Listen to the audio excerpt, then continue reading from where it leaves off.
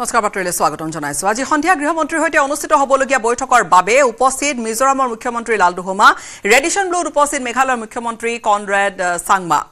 Radisson ব্লুত উপস্থিত হৈছে ইতিমধ্যে অৰুণাচল প্ৰদেশৰ মুখ্যমন্ত্ৰীগৰাকী, নিশাৰে পৰা বাহৰ পাতি আছে নাগালেণ্ডৰ মুখ্যমন্ত্ৰীয়ে। ৰেডিশ্যনত উপস্থিত ত্ৰিপুৰাৰ মুখ্যমন্ত্ৰী মানিক সাহা, ৰেডিশ্যনত উপস্থিত ছিকিমৰ মুখ্যমন্ত্ৰী আৰু গুৱাহাটীলৈ মণিপুৰৰ ৰাজ্যপালো ইতিমধ্যে গুৱাহাটীত আহি উপস্থিত হৈছেহি। মণিপুৰৰ ৰাজ্যপাল, যেহেতু মণিপুৰত বৰ্তমান ৰাষ্ট্ৰপতি শাসন অব্যাহত আছে,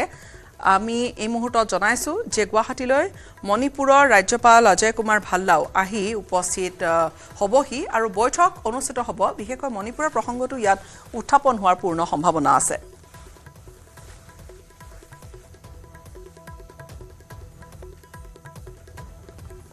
ইতিমধ্যে গুৱাহাটীত উপস্থিত হৈছেহি উত্তৰ পূবৰ আটাইকেইখন ৰাজ্যৰ 6খন ৰাজ্যৰ মুখ্যমন্ত্ৰীসকল, লগতে মুখ্যমন্ত্ৰী ডক্টৰ হিমন্ত বিশ্ব শৰ্মা উপস্থিত থাকিব আৰু ইয়াত গুৰুত্বপূৰ্ণ BNS সন্দৰ্ভত আলোচনা কৰা হ'ব। ভাৰতীয় ন্যায় সংহিতা সন্দৰ্ভত ইয়াত গুৰুত্বপূৰ্ণ কিছু আলোচনা কৰা হ'ব। আমি কিছু সময় পিছতে পোনপটীয়াকৈ আমি সংযুক্ত হৈছোঁ এই মুহূৰ্তত আমাৰ জ্যেষ্ঠ সাংবাদিক বলেন ভট্টাচাৰ্যৰ সৈতে। বলেন, এই বৈঠকখন খুবেই গুৰুত্বপূৰ্ণ বিভিন্ন দিশৰ পৰা যদি চোৱা যায়।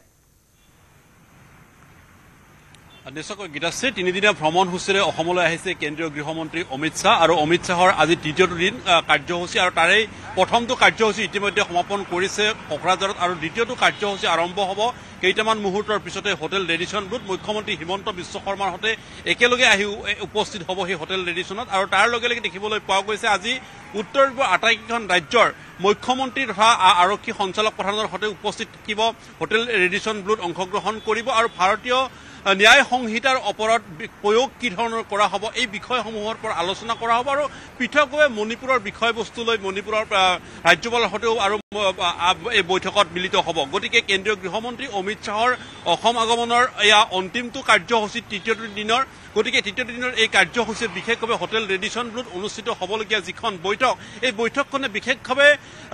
গুৰুত্বতা বহন কৰিছে আৰু যদি চোৱা হয় তেতিয়াহ'লে দেখিবলৈ পোৱা গৈছে যদিও ভাৰতীয় ন্যায় সংহিতাৰ ওপৰত বিশেষভাৱে আলোচনা হ'ব প্ৰয়োগৰ বুলি আৰু তাৰ কাৰণে কি গৃহ বিভাগে কোনবোৰ দিশ হয়তো সচেতনে তেখেতসকলে গুৰুত্ব বহন কৰিব লাগিব আৰু কোন কোন নীতিসমূহ হয়তো আৰোপ কৰিব লাগিব, এইসমূহ দিশ আলোচনা কৰা হ'ব। কিন্তু তাৰ সমান্তৰালভাৱে বাকী উত্তৰ পূবৰ আটাইকেইখন ৰাজ্যৰ বৰ্তমানৰ পৰিস্থিতি, গৃহ বিভাগৰ দায়িত্বত কি ধৰণৰ আচলতে চলিছে, এই সকলোবোৰ দিশো হয়তো সবিস্তাৰে ৰাজ্যৰ প্ৰতিখন ৰাজ্যৰ মুখ্যমন্ত্ৰীৰ পৰা হয়তো ৰিভিউ গ্ৰহণ কৰিব কেন্দ্ৰীয় গৃহমন্ত্ৰী। গতিকে আজিৰ এই দিনটো অত্যন্ত গুৰুত্বপূৰ্ণ বিবেচিত হৈছে আৰু কেইটামান মুহূৰ্তৰ পিছত আহি উপস্থিত হ'বহি তেখেত আৰু কেন্দ্ৰীয় গৃহমন্ত্ৰীগৰাকী আৰু তেখেতৰ উপস্থিতি হোৱাৰ লগে লগে দেখিব পোৱা যাব যে এই বৈঠকখন অনুষ্ঠিত হ'ব। ইতিমধ্যে আমি জানিব পাৰিছোঁ হোটেল ৰেডিশ্যন ব্লুত আটাইকেইখন ৰাজ্যৰ মুখ্যমন্ত্ৰী আহি উপস্থিত হৈছেহি আৰু তেখেতসকলে সম্পূৰ্ণৰূপে সাজু হৈ আছে আৰু মুখ্যমন্ত্ৰী হিমন্ত বিশ্ব শৰ্মাই যেতিয়াই কোকৰাঝাৰলৈ ৰাওনা হৈছিলে তাৰ প্ৰাকখনতো দেখিবলৈ পোৱা গৈছিলে হোটেল ৰেডিশ্যন ব্লুত তেখেতসকলে সোমাইছিলে আৰু হোটেল ৰেডিশ্যন ব্লুৰ যিখিনি প্ৰাৰম্ভিক প্ৰস্তুতি কেন্দ্ৰীয় গৃহমন্ত্ৰীগৰাকীক আদৰা তাৰ সমান্তৰালভাৱে যিখন বৈঠকখন কি ধৰণে আগবাঢ়িব গোটেইখিনি দিশ তেখেতসকলে বুজ লৈছে আৰু তাৰ পিছতে তেখেতে বৰঝাৰ বিমানবন্দৰলৈকে গৈছিলে আৰু বিমানবন্দৰৰ পৰা একেলগে কেন্দ্ৰীয় গৃহমন্ত্ৰী অমিত শ্বাহৰ সৈতে য'ত মিজোৰামৰ পৰা তেখেতে আহি উপস্থিত হৈছিল সেই বিমানবন্দৰ আৰু তাৰ পৰা তেখেতসকলে একেখন হেলিকপ্টাৰ যোগে কোকৰাঝাৰলৈ ৰাওনা হৈছিল আৰু সেই একেখন হেলিকপ্টাৰতে এতিয়া কোকৰাঝাৰৰ পৰা পুনৰ গুৱাহাটীলৈকে ৰাওনা হ'ব আৰু তাৰ পিছতে হোটেল ৰেডিশ্যন ব্লুত এই বৈঠকখন অনুষ্ঠিত হ'ব। মণিপুৰৰ বিষয়টো পৃথককৈ আলোচনা হোৱাৰো পূৰ্ণ সম্ভাৱনা আছে বলেন। গীতাশ্ৰী, পুনৰবাৰ হয়, মণিপুৰৰ বিষয়টো যদি আমি কথা কওঁ, মণিপুৰৰ আজিৰ যিটো পৰিস্থিতি, এতিয়া বৰ্তমান ৰাষ্ট্ৰপতি শাসন, কিন্তু গোটেই পৰিস্থিতি এতিয়াও ক'ৰবাত যিবোৰ ঘটনা ঘটাৰ খবৰ আহে সেই সন্দৰ্ভতো আচলতে কিছু পৃথকে আলোচনা কৰাৰ সম্ভাৱনা আছে। মণিপুৰৰ ৰাজ্যপালগৰাকী উপস্থিত থাকিব।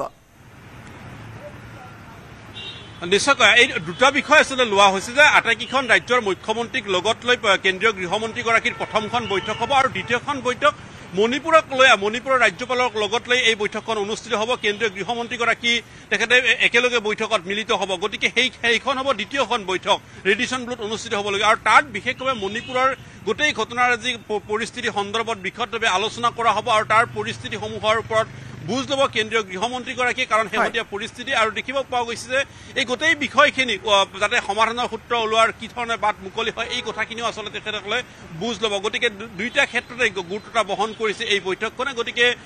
আমি হয়তো জানিব পাৰিম এই বৈঠকত গ্ৰহণ কৰা কিছু কেতবোৰ সিদ্ধান্তসমূহ হয়তো কেইটামান মুহূৰ্তৰ পিছতে স্পষ্ট হ'ব। তেখেতৰ গুৱাহাটীত উপস্থিত হোৱাৰ পিছত বৈঠকত অংশগ্ৰহণ কৰিব আৰু মই ইতিমধ্যে উল্লেখ কৰিছোঁ আপুনি কোৱাৰ ধৰণে যে দুখনকৈ পৃথক পৃথক বৈঠকত যিহেতুকে অংশগ্ৰহণ কৰিব, এখন মুখ্যমন্ত্ৰী মন্ত্ৰীসকলৰ সৈতে বৈঠক আৰু আনখন মণিপুৰৰ ৰাজ্যপালৰ সৈতে অনুষ্ঠিত হ'বলগীয়া বৈঠকখন সেই বৈঠকখন খুবেই গুৰুত্বপূৰ্ণ এই দুইখন বৈঠক আমি পৰৱৰ্তী সময়ছোৱাত পুনৰ আপোনাৰ সৈতে সংযুক্ত হ'ম বলেন ধন্যবাদ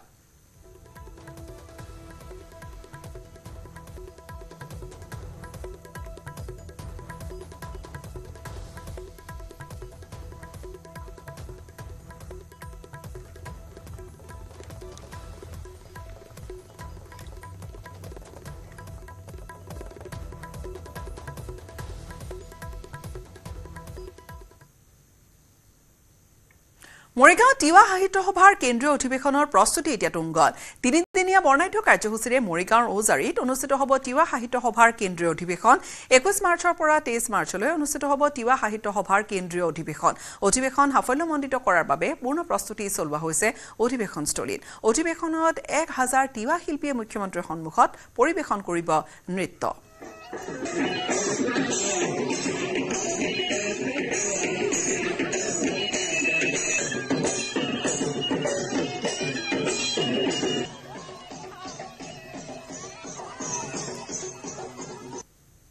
এই অনুষ্ঠানভাগ সাফল্যমণ্ডিত কৰিলেহে তিৱা জনগোষ্ঠীৰ প্ৰকৃত যি পৰম্পৰা কৃষ্টি সংস্কৃতি সকলোবিলাক আমি নিশ্চয়কৈ ৰক্ষা পাব গতিকে আমি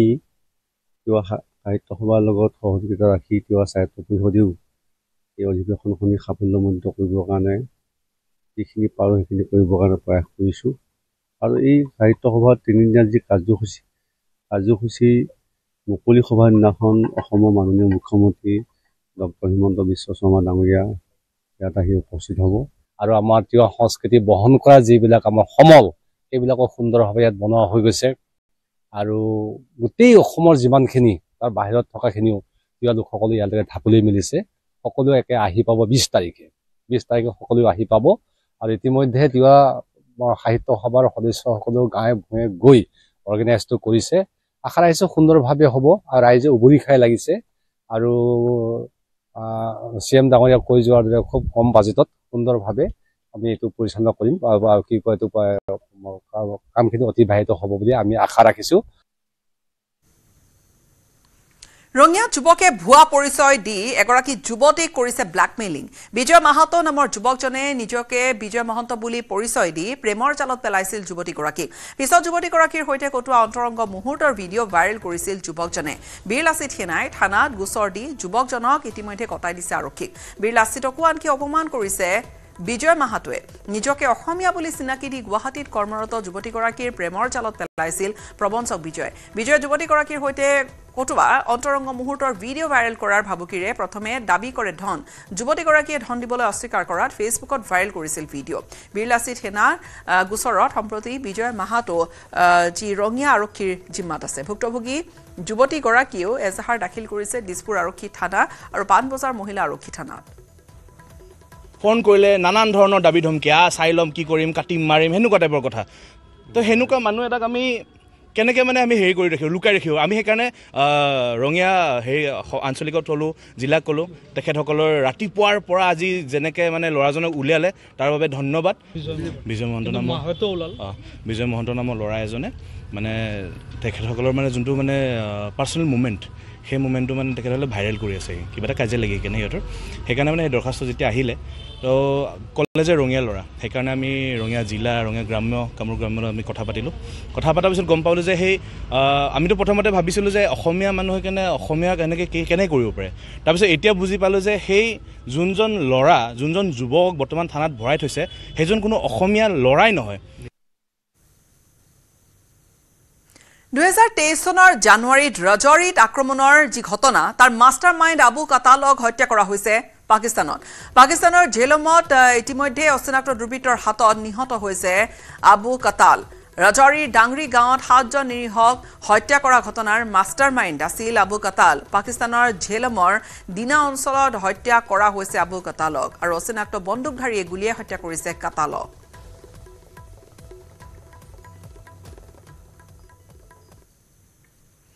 শিৱসাগৰৰ জয়সাগৰত নিৰাপত্তাহীনতাত ভুগিছে এতিয়া স্থানীয় ৰাইজ 12 মাৰ্চৰ সন্ধিয়া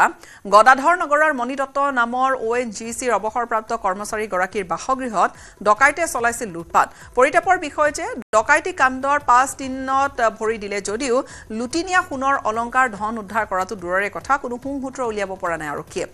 উল্লেখনীয় বিষয়টো হৈছে যে বৃদ্ধা মণি দত্তৰ বাসগৃহত ডকাইতে প্ৰৱেশ কৰিছিল আৰু যিখিনি দৃশ্য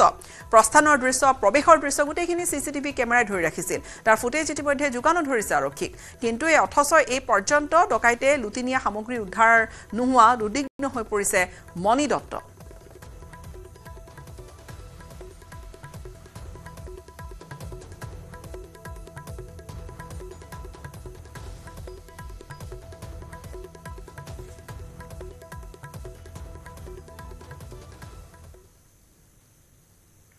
সমগ্ৰ শোণিতপুৰ জিলাতে এটা অসাধু চক্ৰই নিজৰ খেয়ালখুচি মতে ৰাজসাহায্যযুক্ত ইউৰিয়া সাৰৰ কৃত্ৰিম নাটনিৰ সৃষ্টি কৰি লুটিছে এতিয়া মুনাফা বিগত এমাহ ধৰি জিলাখনত ইউৰিয়া কৃত্ৰিম নাটনি যদিও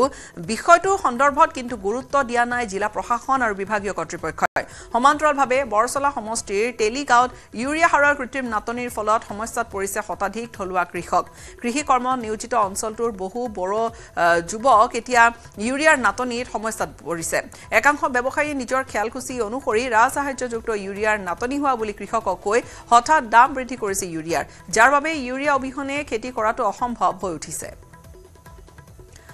আমাৰ সাংবাদিক হৰেণ ভূমিজৰ এক বিশেষ ৰিপৰ্ট শোণিতপুৰ জিলাৰ বৰচলা সমষ্টিৰ অন্তৰ্গত তেলিয়াগাঁও অঞ্চলত শতাধিক কৃষকে এতিয়া হাহাকাৰ কৰিব লগা হৈছে কাৰণ ইউৰিয়া সাৰৰ নাটনি হোৱাত লগতে ইউৰিয়াৰ দাম হঠাৎ বৃদ্ধি হোৱাত কৃষকসকল এতিয়া চিন্তিত হৈ পৰিছে এইটো সময়টোত কৃষকসকলে খেতি পথাৰত ইউৰিয়া দিব লাগিছিল কিন্তু ইউৰিয়াৰ নাটনি হোৱাত এতিয়া কৃষকসকল মূৰে কপালে হাত দিব লগা হৈছে যাৰ ফলত খেতি এক প্ৰকাৰে বিনষ্ট হোৱা উপক্ৰম হৈছে কৃষকসকল এতিয়া চিন্তিত হৈ পৰা পৰিলক্ষিত হৈছে মই পুনে পুনে যি বৰচলা সমষ্টিৰ অন্তৰ্গত তেলিয়াগাঁও অঞ্চলত উপস্থিত আছো আৰু তেলিয়াগাঁও অঞ্চলত এয়া দেখুৱাইছো খেতি পথাৰ এইসমূহ মাকৈ খেতি একাংশ বড়ো যুৱকে ইয়াতে কৰিছিল মাকৈ খেতিকে ধৰি বড়ো ধানৰ খেতি কিন্তু এতিয়া ইউৰিয়া দিয়াৰ সময়তে এইসমূহ খেতি এতিয়া ইউৰিয়াৰ নাটনি আৰু ইউৰিয়াৰ দাম বৃদ্ধি হোৱাৰ ফলত কৃষকসকল এতিয়া চিন্তিত হৈ পৰিছে ঋণ ধাৰ খেতি কৰি এতিয়া এই সময়টোত ইউৰিয়া নাটনি আৰু ইউৰিয়াৰ দাম বৃদ্ধিৰ ফলত কৃষকসকল চিন্তিত হৈ পৰিছে মই কথা পাতিম কৃষকসকল আছে তেওঁলোকৰ সৈতে কি হৈছে আপোনালোকৰ হয় আমি এই বড়ো যুৱকসকলে চৰকাৰে কয় কৃষি বিপ্লৱৰ কথা সেইবাবে আমি বড়ো যুৱকসকলে এইটো বৃহৎ এলেকাত মাকৈ খেতি কৰিছিলে কিন্তু বৰ্তমান দেখা গৈছে বহুত বিপদত পৰা কাৰণ এতিয়া এই সময় বৰষুণ দিছে বৰষুণ যদি আহে তেতিয়া ইউৰিয়া মাৰিব লাগে মাকৈ খেতিত কিন্তু সাৰৰ দোকানত গ'লে মানে এতিয়া হঠাৎকৈ 800 টকা বেগ তাৰ পিছত যদি 800 টকাকৈ কম দিয়ে তেতিয়া ইউৰিয়া নাই বুলি কৈ দিয়ে মই এইভাবে অনুৰোধ জনাইছো ইয়াত বৃহৎ সিন্ডিকেট ডাঙৰ একদম মানে সিন্ডিকেট চলি আছে সাৰৰ দোকানত যদি এইটো মানে মই অসম চৰকাৰ আমাৰ মুখ্যমন্ত্ৰী ডক্টৰ হিমন্ত বিশ্ব শৰ্মাক মই অনুৰোধ জনাব বিচাৰিছো আৰু লগতে আমাৰ শোণিতপুৰ জিলাৰ উপায়ুক্ত মহোদয়ক অনুৰোধ জনাব বিচাৰিছো যে যেটো সাৰ কোড ইউৰিয়া সাৰ কাৰ গুদামত কিমান আছে সাৰ দোকানীৰ কৃষকসকলক কিয় দিয়া নাই আৰু কিয় ইমান হঠাতে মানে দামটো বৃদ্ধি হৈছে সেইটো তদন্ত কৰিবৰ বাবে মই অনুৰোধ জনাইছো অন্যথা আমি যেটো খেতি কৰিছো গোটেইখিনি ধ্বংস হৈ যাব আমাৰ মানে যেটো ফল পাব লাগে আমাৰ মানে কৃষকসকলৰ মানে পিছত মানে পানীৰ হাঁহ নচৰা অৱস্থা হৈ যাব কিমান লৈকে দাম হৈছে 800 টকা লৈকে দাম মানে লৈছে যদি 800 টকাৰ কম দিয়ে তেতিয়া তেখেতসকলে ইউৰিয়া নাই বুলি কৈ দিয়ে এই তেনেকুৱা ব্যৱস্থা কৰি আছে তেখেতসকলে সেই কাৰণে মই অনুৰোধ জনাইছো আমাৰ উপায়ুক্ত মহোদয় শোণিতপুৰ জিলাৰ উপায়ুক্ত মহোদয় কোনটো সাৰ দোকানত কিমান মানে ইউৰিয়া সাৰ মানে ষ্টকত আছে আৰু কৃষকক কি কাৰণত ইমান হঠাতে ইমান দাম বৃদ্ধি কৰি মানে বেছি লৈছে সেইটো বস্তুটো মই আমাৰ মুখ্যমন্ত্ৰী ডক্টৰ হিমন্ত বিশ্ব শৰ্মা ডাঙৰীয়াকো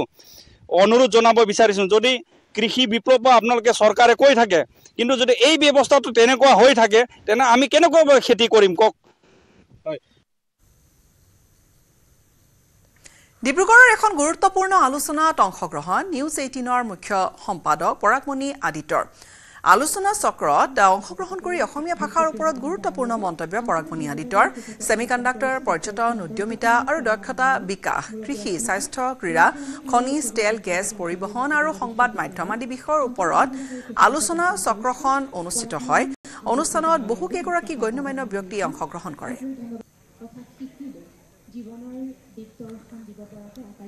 সময় ব্যক্তিয়ে যথেষ্টখিনি গুৰুত্বপূৰ্ণ কথা আমাক অৱগত কৰিলে বুলজিৎ বুঢ়াগোহাঁই ডাঙৰীয়ালৈ আন্তৰিক ধন্যবাদ আৰু কৃতজ্ঞতা জ্ঞাপন কৰিছোঁ ডক্টৰ কন্দৰ্প কুমাৰ শৰ্মা ডাঙৰীয়া মুৰব্বী অধ্যাপক ইলেক্ট্ৰনিক আৰু যোগাযোগ অভিযান্ত্ৰিক বিভাগ ডিব্ৰুগড় বিশ্ববিদ্যালয়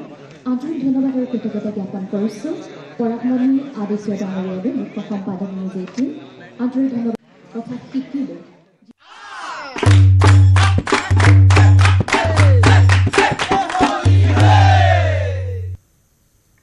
বৰপেটা সত্ৰৰ দৌল উৎসৱৰ আজি চতুৰ্থ তথা অন্তিমটো দিন আৰু অন্তিম দিনা উপলক্ষে বৰপেটাবাসীয়ে আজি পালন কৰিছে হুৱেৰী সত্ৰৰ লগতে বৰপেটাৰ ৰাজপথে এতিয়া ভিৰ পুৱাৰে পৰা আবিৰৰ ৰঙত উঠি ভাহি গৈছে বৰপেটাবাসী ইজনে সিজনৰ গাত লগাইছে ফাকু হুৱেৰী উপলক্ষে জনসমুদ্ৰত পৰিণত হৈ পৰিছে বৰপেটা হোলী গীতেৰে ৰজন জনাই উঠিছে বৰপেটা সত্ৰ ৰাজ্যৰ বিভিন্ন প্ৰান্তৰৰ লোকেও হুৱেৰীৰ দিনটোত ভিৰ কৰিছেহি বৰপেটা সত্ৰত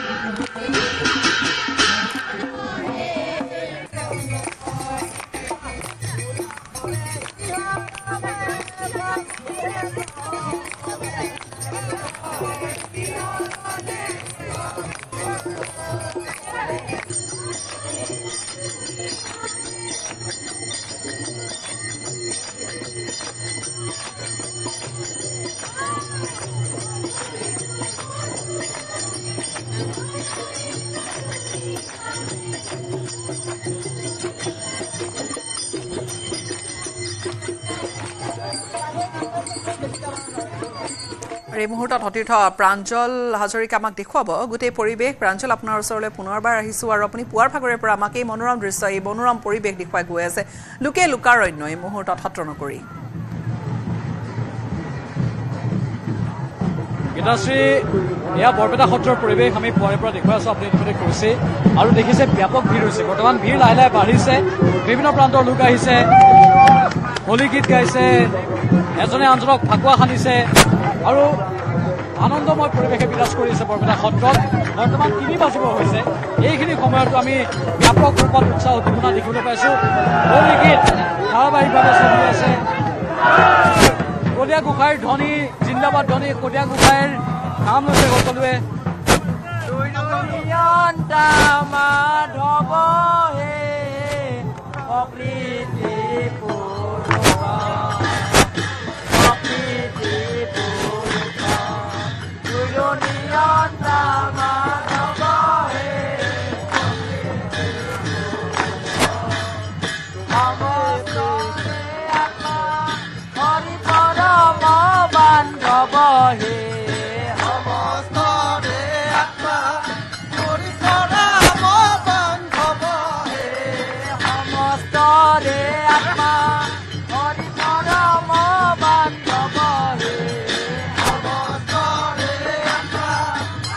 Hare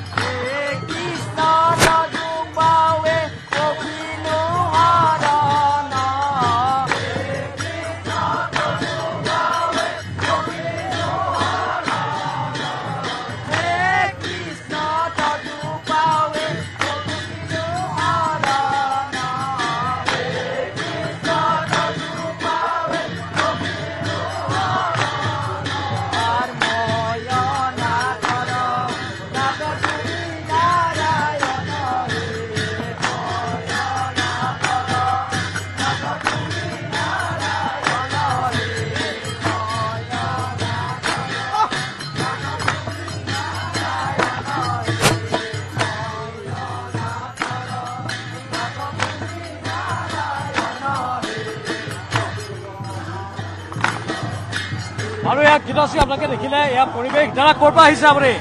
মই ইয়াৰে লোকেল ইয়াৰে লোকেল মানেতো আনন্দই আনন্দ আজিৰ দিনত পুৰা আনন্দ আছে কুৱেৰি আজি দৌল উৎসৱৰ সালনি পৰিব অলপ হ'লেও দুখ লাগিছে দুখ নালাগে নেকি এইটো বছৰে বছৰে আহি থাকে না আমি উপভোগ কৰি থাকো না দুখৰ কথা নাই এইটো বিদায় দিবই লাগিব উপায়টো নাই দুখ কৰি কি লাভ আছে এইটো পৰ্বটো শেষ কৰিবই লাগিব দুখ কৰি কি লাভ আছে অহা বছৰ আকৌ পাম ধন্যবাদ পুৱাৰ ভাগৰে পৰা প্ৰাঞ্জল একে ধৰণৰ উৎসাহ সকলোৰে মাজত 3 বাজিবৰ হৈছে একে উৎসাহ একে আনন্দৰ লহৰ আৰু কোনো ভাগৰি পৰা নাই এটা বস্তু মন কৰিছো পুৱা আমি 8 বজাত ইয়াত আহি উপস্থিত হৈছোহি 8 বজাৰ পৰা যিসকল লোক ইয়াত সমবেত হৈছে তেওঁলোকে অহৰহ নাম গাই আছে তেওঁলোকে কলিয়া গোসাঁইৰ বন্দনা কৰি আছে কলিয়া গোসাঁইক পৰিভ্ৰমণৰ কথা কৈ আছে হোলী গীত গাই আছে কিন্তু ভাগৰি পৰা নাই এই আনন্দ এই উৎসাহ ধন্যবাদ জনাইছো ক'ৰ পৰা আহিছে আপুনি বৰপেটা শান্তিনগৰৰ বাসিন্দা কওকচোন এতিয়া সকলোৱে আপোনালোকে পুৱা কিমান সময় পৰা আছে ইয়াত আমাৰ বৰপেটাত দৌল উৎসৱটো শান্তি শৃংখলাভাৱে চাৰিটা কাৰ্য আজি আউণ্টিং অৱস্থা আজি সকলো ৰাইজে মিলি শান্তিৰে উপভোগ কৰিব লাগে শৃংখলাবদ্ধতা ৰাখি আৰু শৃংখলাবদ্ধতা অটুট আছে এইটোৱে বৰ ভাল কথা আমাৰ নামৰ দলৰ মধুৰ দাস শান্তিনগৰ নাম দল ধন্যবাদ আৰু আমি এইফালে যদি আহো ক'ৰ পৰা আহিছে আপোনালোক হাউলিৰ পৰা আহিছে হাউলিৰ পৰাও আহিছে মানুহ বিভিন্ন প্ৰান্তৰ পৰা আহিছে আকৌ আমি হোলী গীত শুনাম আকৌ এবাৰ হোলী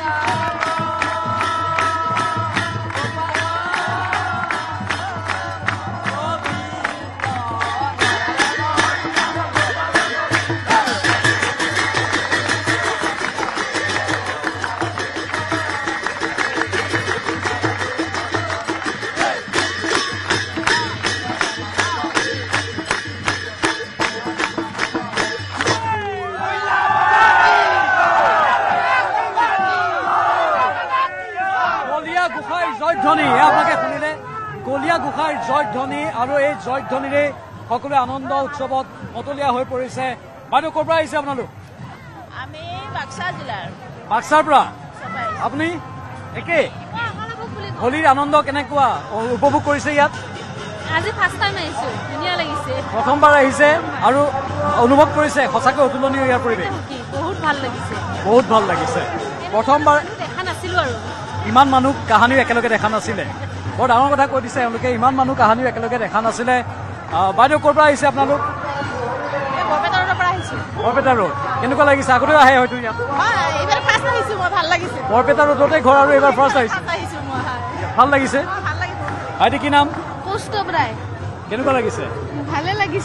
লাগিছে পুৰা একদম ফাকুৱা খানি দিছে তোমাক তুমি হোলী গীত গাইছা নাই হোলী গীত গাইছা নাই গাইছা বঢ়িয়া আৰু এনেধৰণে হোলী গীত গাই গাই সকলোৱে আনন্দ উৎসাহত অংশগ্ৰহণ কৰিছে সেইফালে একেবাৰে ভিৰ ব্যাপক ভিৰ আৰু কিছু সময়ৰ পাছতেই কলিয়া গোসাঁইক উলিয়াই অনা হ'ব তাৰ পাছত প্ৰদক্ষিণ কৰা হ'ব আৰু 7 পাক প্ৰদক্ষিণ কৰাই উত্তৰ দিশেৰে পুনৰ কলিয়া গোসাঁইক ভিতৰত লৈ যোৱা হ'ব এয়াই হৈছে বৰপেটাৰ দৌল উৎসৱৰ আনন্দ আৰু এই আনন্দৰ ব্যাপক উৎসাহ ৰূপ আমি দেখিবলৈ পাইছোঁ দাদা কওক আপোনালোকে হয়তো বৰপেটাৰ বাসিন্দা বিজনীৰ পৰা আহিছে কেনেকুৱা লাগিছে বহুত বঢ়িয়া আগতে আহেনে ইয়াত? মোৰ ঘৰ বৰপেটাতে, মামাৰ ঘৰ মই বৰপেটা বিজিৰ পৰা আহিছোঁ। বহুত ভাল, আমাৰ বৰপেটা আহিলে চুপাৰ গলি। আৰু এই যি শৃংখলাবদ্ধতা ইয়াত আমি দেখিবলৈ পাইছোঁ, অলপো বিশৃংখল পৰিস্থিতি নাই, হাই কাজিয়া নাই, কোনো টেনশ্যন নাই ইয়াত, কোনো টেনশ্যন নাই ইয়াতে। যাই আহি আছে, যাই বিন্দাছ চলি গ'লে। কেৱল ভগৱানৰ নাম ল'ব লাগে, কৃষ্ণৰ নাম, হৰিৰ নাম ল'ব লাগে, কৈলা বাবাৰ নাম ল'ব লাগে, আৰু বিন্দাছ চলি খেলিব লাগে। ইয়াতে কোনো ঝামেলা নাই। ইয়াত আজিৰ পৰা মই মোটামুটি মিনিমাম মোৰ বয়স 30 বছৰ হৈছে, মই 15 বছৰৰ পৰা আহিছোঁ। আজিৰ পৰা ইয়াতে কোনো কাজিয়া ঝগৰা এইবিলাক একো হোৱা নাই। ইয়াতে এইটো বাবাৰে আমাৰ নামঘৰৰ যিটো নাম আছে, যিটো আমাৰ ঠাকুৰ আছে,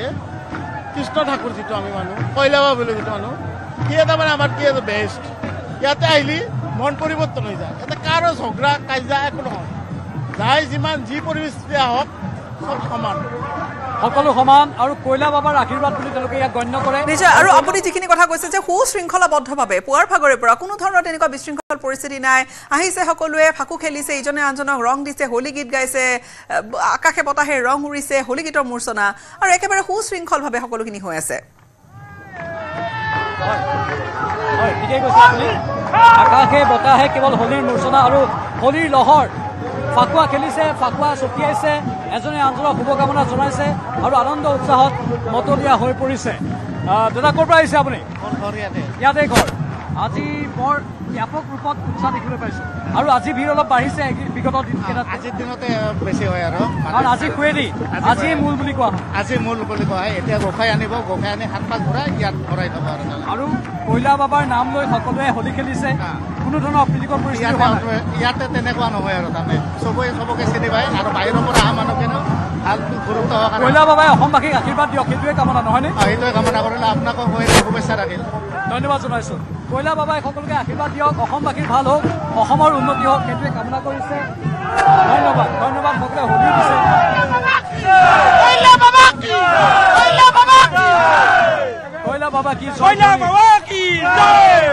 কৈলা বাবা কি, ইমান মানুহ হৈছে ইয়াত। হয়, সকলোৱে আনন্দ লৈ আছে, মানিছে আৰু হোলী গীত গাই আছে। যোৱাকালিৰ পৰা বহুত মানুহ, আৰু এতিয়া ক্ৰমান্বয়ে আৰু মানুহে বাঢ়ি আছে। আকৌ আৰু বহুত মানুহ এতিয়া আমাৰ গোসাঁই হেক্টাৰ খাব যাব কোণৰ সত্ৰত, আৰু কোণৰ সত্ৰৰ পৰা ঘূৰি আহি এতিয়া বাঁহ ভাঙা পৰ্ব হ'ব। বাঁহ ভাঙা পৰ্বৰ পিছত আমাৰ গোসাঁই গুঞ্চাই আমাৰ কলেজৰ লক্ষী, আমাৰ কলেজৰ 7 পাক ঘূৰিব। ইয়াত বহুত মানুহ হ'ব, বহুত মানুহ হ'ব। এতিয়া আৰু মানে ভিৰ বাঢ়িবহে, অৰ্থাৎ এতিয়া আকৌ ভিৰ বাঢ়িব যেতিয়া গোসাঁইক লৈ অনা হ'ব। আৰু এয়াই মাদকতা বৰপেটাৰ, সত্ৰনগৰী বৰপেটাৰ এয়াই সুকীয়া এটা আমেজ। সুৱেৰীৰ দিনটোত এই ধৰণৰ এটা ৰঙীন পৰিৱেশ, আৰু তাৰ মাজতে সকলোৱে উদযাপন কৰিছে, আনন্দত বিভোৰ হৈ পৰিছে। প্ৰাঞ্জল পৰৱৰ্তী সময়ছোৱাত পুনৰ সংযুক্ত হ'ম।